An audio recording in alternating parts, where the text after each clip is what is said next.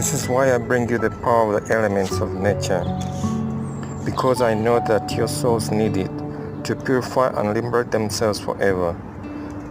This law of purification which rules the planet and humanity today must no longer be interpreted or understood as condemnation or punishment, but rather as a powerful stream of life that helps consciousnesses for their transcendence and elevation.